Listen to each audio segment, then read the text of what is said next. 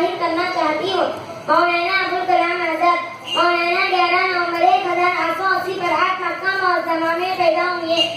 مولانا ابوال کلام آزاد کا اصل نام محی الدین احمد تھا۔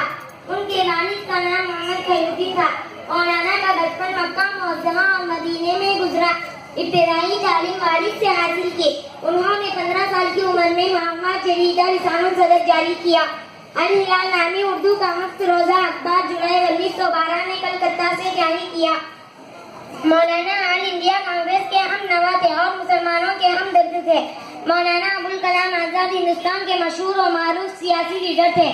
مولانا آزاد نے کئی کتابیں لکھیں جن میں غبارِ غادر، انڈیا فریڈم، ترجمان القرآن۔ مولانا آزاد ہندوستان کے پہلے وزیر تعلیمات تھے۔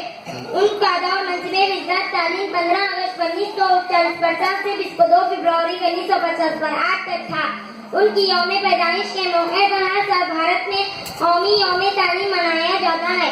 ان کی وفات 22 فروری 1950 کو رات میں ہوئی۔ ان کی وفات کے بعد انہیں 1992 میں بھارت رتن سے نوازا۔ شکریہ۔